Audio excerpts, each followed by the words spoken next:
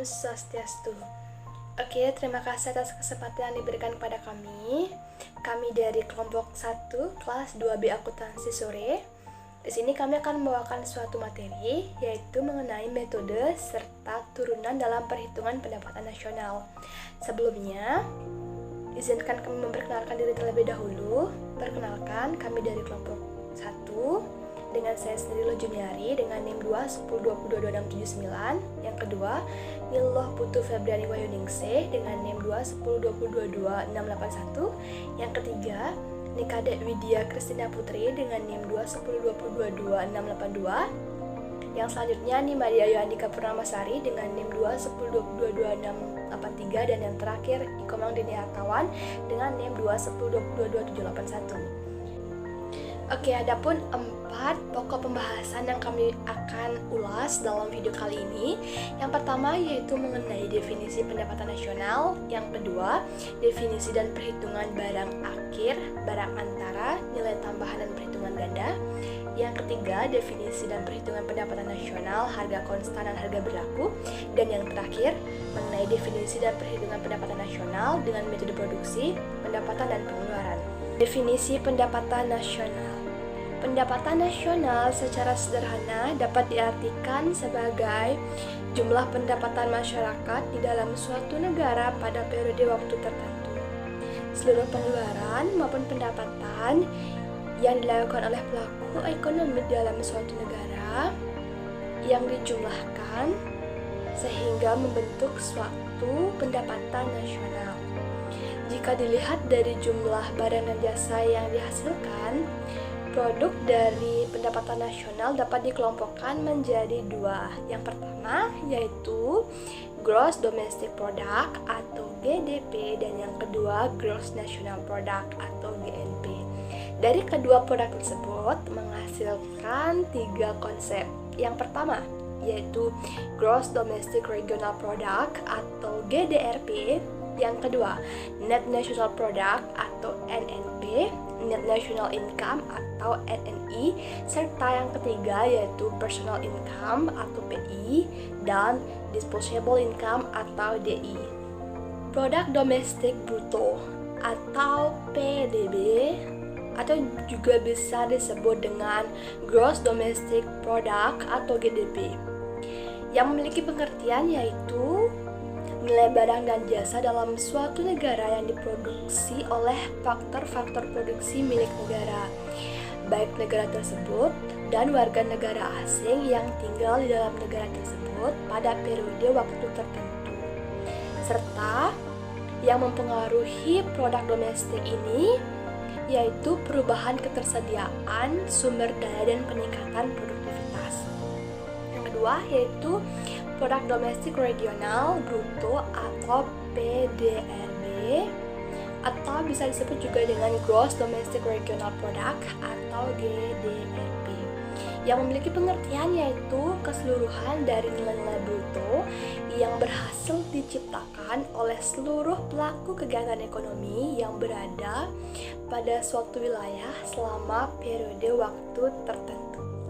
Oke, kita lanjutkan ke materi Produk Nasional Bruto atau PNB, yang disebut juga dengan Gross National Product atau GNP, yang memiliki makna yaitu nilai barang-barang dan jasa yang diproduksi oleh faktor-faktor produksi yang dihasilkan warga negara, baik warga negara itu sendiri yang berada di dalam negeri maupun di luar, selama suatu periode atau dalam suatu periode.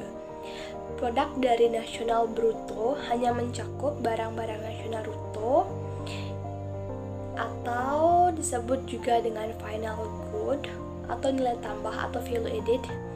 Adapun barang antara dan barang setengah jadi atau intermediate semi finished good tidak dimasukkan ke dalam komponen PNB. Karena untuk menghindari terjadinya perhitungan ganda terhadap suatu produk. Selanjutnya yaitu produk nasional itu atau PNN, yang disebut juga dengan Net National Product atau NNP. yang memiliki makna yaitu jumlah barang dan jasa yang dihasilkan masyarakat selama satu periode yang telah dikurangi penyusutan dengan rumus NNP sama dengan GNP atau Gross National Product dikurangi dengan penyusutan. Jika terdapat subsidi atas barang dan jasa, maka rumus dari NNP yaitu NNP yang pertama dikurangi yaitu GNP sama yang seperti tadi, GNP dikurangi penyusutan ditambah dengan subsidi yang didapatkan. Pendapatan nasional bersih atau Net National Income yang bisa disingkat dengan NNI yang memiliki pengertian yaitu jumlah seluruh penerimaan yang diterima oleh masyarakat dalam suatu periode. Adapun rumus dari NNI yaitu NNP dikurang pajak tidak langsung. Pajak tidak langsung merupakan pajak yang dikenakan kepada wajib pajak pada saat tertentu atau pada suatu peristiwa tertentu. Oke, lanjut ke pendapatan perseorangan atau personal income atau disingkat dengan PI. Yang memiliki makna yaitu seluruh penerimaan yang diterima oleh suatu masyarakat yang benar-benar jatuh ke tangan masyarakat. Tidak semua NNI diterima oleh masyarakat karena masih dikurangi dengan laba ditahan, iuran asuransi, iuran jaminan sosial seperti BPJS, pajak perseorangan, dan ditambah dengan pembiayaan pindah atau biaya transfer atau transfer payment.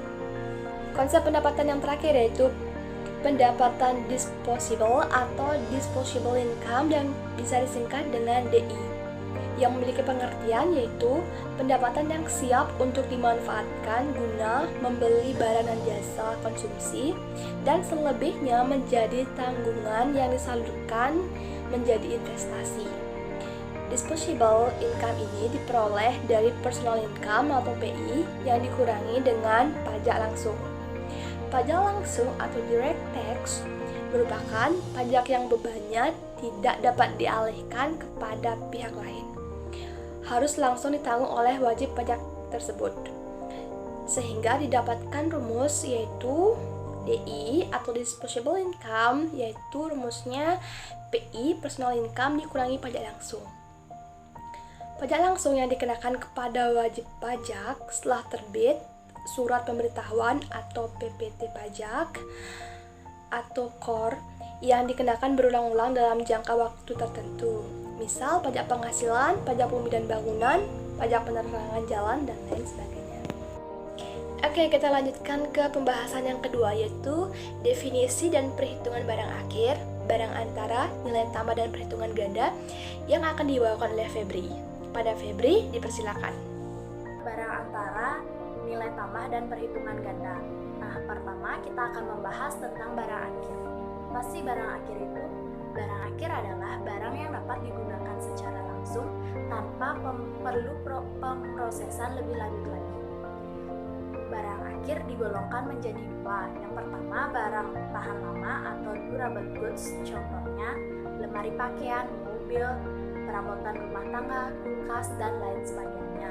Yang kedua, ada barang tidak tahan lama atau non-durable goods, contohnya makanan segar dan buah-buahan. Nah, dalam mengukur output nasional, PDB menggunakan nilai barang jadi. Perhitungan juga hanya mencakup barang baru saja, sehingga barang yang sebelumnya tidak diperhitungkan karena menghindari adanya perhitungan ganda akibat penjualan kembali barang yang sama.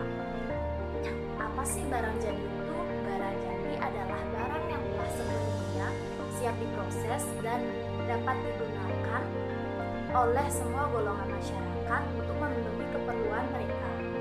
Barang jadi digolongkan menjadi dua juga. Yang pertama itu ada barang konsumsi seperti kursi, pakaian, dan sepatu. Yang kedua ada barang modal seperti mesin, bangunan kantor, dan bus penumpang. Baik, selanjutnya kita akan membahas tentang barang antara. Barang antara adalah barang yang belum sepenuhnya selesai diproses, yang memerlukan proses lebih lanjut lagi untuk siap digunakan.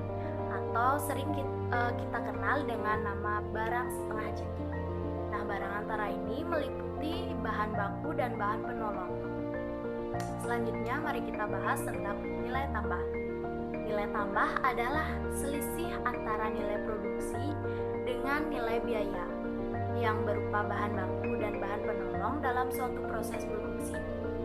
Nilai tambah berlaku dalam pendapatan nasional apabila suatu perusahaan memproses barang mentah hingga memproduksinya menjadi barang jadi.